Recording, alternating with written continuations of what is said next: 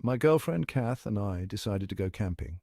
We had been talking about it for months, dreaming of their perfect getaway from our hectic city lives. The idea of being surrounded by nature, away from the constant buzz of technology, was incredibly appealing. Just the two of us. No distractions, no interruptions. It was going to be our little adventure. What could be more romantic? We pictured ourselves holding hands while hiking through lush forests, sitting by a crackling campfire and sharing stories under the moonlight. We imagined cozy evenings under the stars, whispering sweet nothings. The thought of lying on a blanket, gazing up at the constellations and feeling the cool night breeze was enchanting. We envisioned ourselves as seasoned adventurers at one with nature. Oh, the naivete! We had no idea what challenges awaited us, but our excitement overshadowed any concerns. We chose a campsite nestled in a valley. It was a spot we found online, boasting rave reviews about its beauty and serenity. It promised stunning views and blissful tranquility. The photos showed a picturesque landscape that seemed straight out of a postcard. We packed the car, giddy with excitement. Our gear included everything from a sturdy tent to a portable stove, and of course plenty of snacks. This was our chance to escape the city and reconnect with each other. The drive itself felt like the beginning of our adventure, with each mile taking us further from our daily routines. Little did we know our reconnection with nature would be a bit wilder than expected. Setting up the tent turned out to be more complicated than we thought, and we had a few unexpected encounters with the local wildlife. As we drove, Kath started humming John Denver's Take Me Home Country Roads.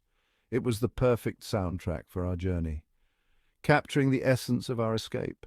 I joined in, belting out the lyrics with gusto. Our voices filled the car, and for a moment it felt like we were the only two people in the world.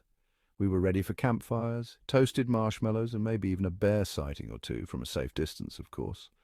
The idea of seeing a bear was thrilling and terrifying at the same time.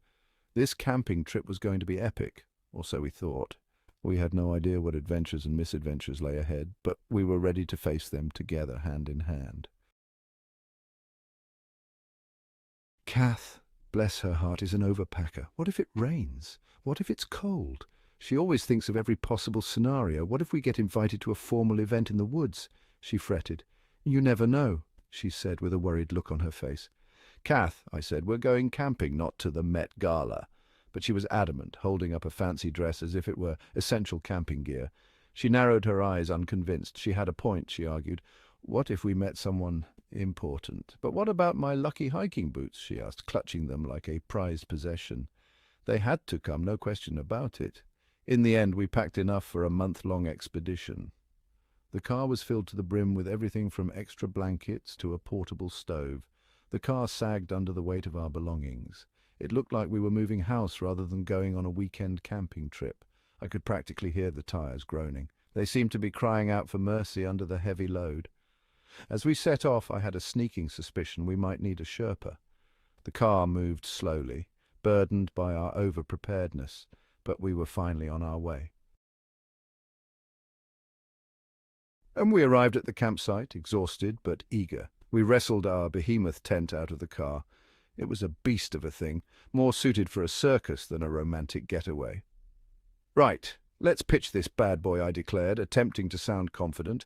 The instructions were as clear as mud.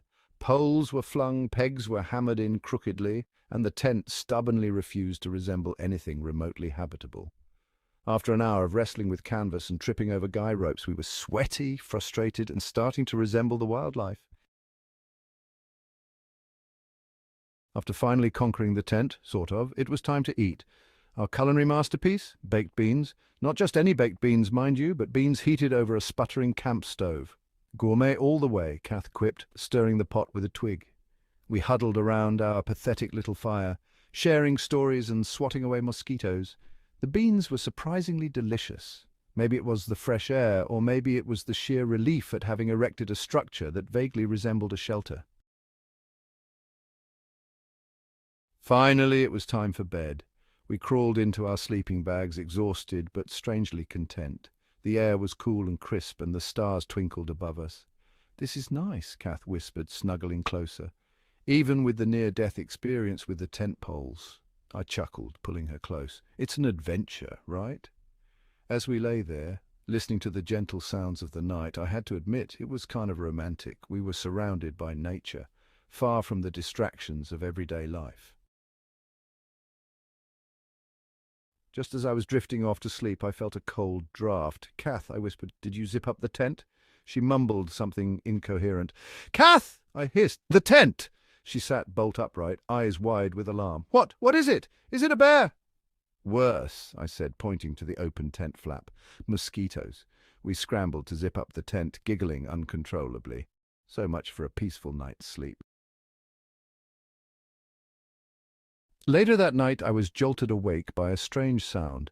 It was the kind of sound that sends shivers down your spine, especially when you're in the middle of nowhere. It was a crunching, munching, lip-smacking sound, the kind of sound that makes you think something is right outside, something big and hungry, and it was right outside our tent. The darkness seemed to amplify every little noise, making it feel like the creature was just inches away. "Kath," I whispered urgently, "do you hear that?" "Hear what?" she mumbled, still half asleep. "That noise," I hissed, my heart pounding in my chest. "It sounds like a monster eating our tent."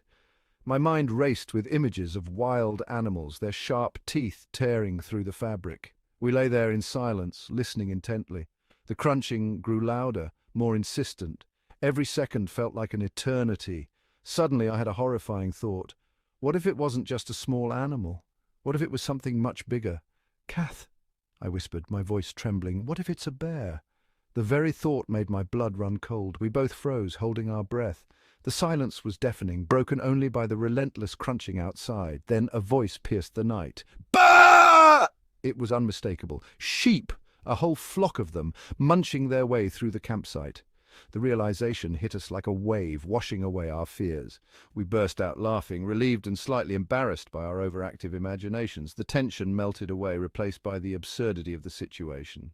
We had been terrified by a bunch of sheep. As we lay back down, the sounds of the sheep became almost comforting. It was a reminder that sometimes our fears are just that, fears, and in the end, they often turn out to be nothing more than Bardee company. Our first camping trip was far from perfect. Our tent was a disaster, our cooking was questionable, and we were kept awake by hungry sheep. But amidst the chaos, we found something special. We learned to laugh at ourselves, to embrace the unexpected, and to appreciate the simple things. We discovered that sometimes the most memorable moments are the ones that don't go according to plan. And most importantly, we learned that even when surrounded by nature's wonders, it's best to double-check that the tent is zipped up tight.